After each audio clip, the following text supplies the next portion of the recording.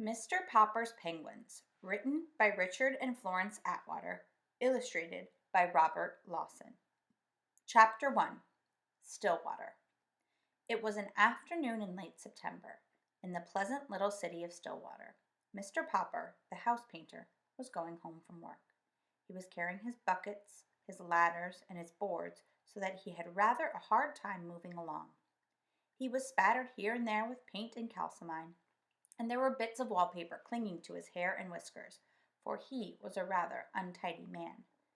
The children looked up from their play to smile at him as he passed, and the housewives, seeing him, said, "Oh, dear, there goes Mr. Popper. I must remember to ask John to have the house painted over the spring."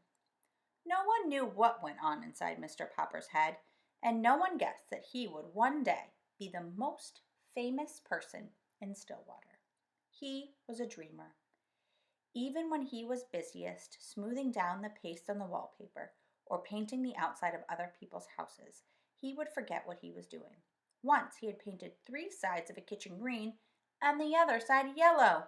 The housewife, instead of being angry and making him do it over, had liked it so well that she made him leave it that way. And all the other housewives, when they saw it, admired it too.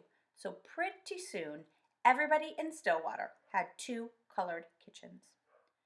The reason Mr. Popper was so absent-minded was that he was always daydreaming about far-away countries. He had never been out of Stillwater. Not that he was unhappy. He had a nice little house of his own, a wife whom he loved dearly, and 2 children named Janie and Bill.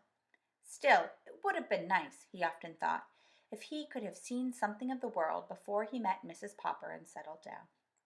He had never hunted tigers in India, or climbed the peaks of the Himalayas, or dived for pearls in the South Seas. Above all, he had never seen the poles.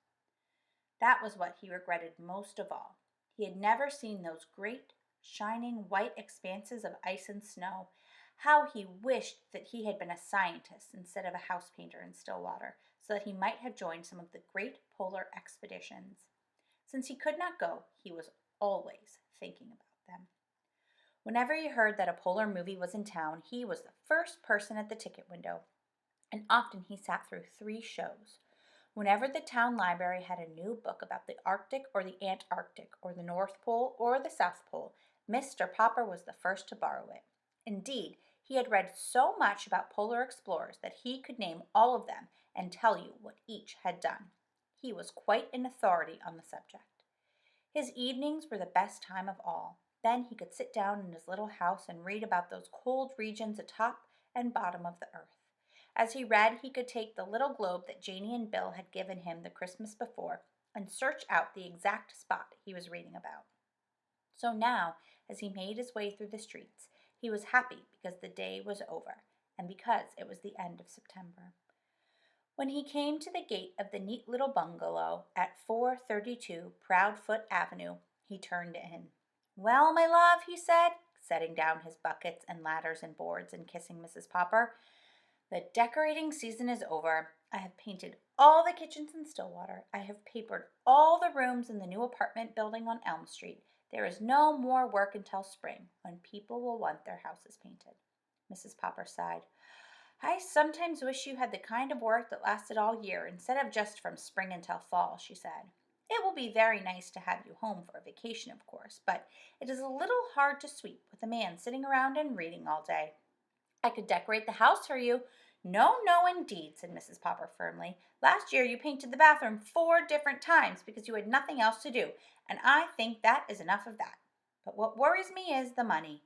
I have saved a little, and I dare say we can get along as we have other winters. No more roast beef and no more ice cream, not even on Sundays." "Shall we have beans every day?" asked Janie and Bill, coming in from play. "I'm afraid so," said Mrs. Popper. "Anyway, go wash your hands for supper. And Papa, would you put away this litter of paints because you won't be needing them for quite a while." Tomorrow we will read Chapter 2, which is called The Voice in the Air.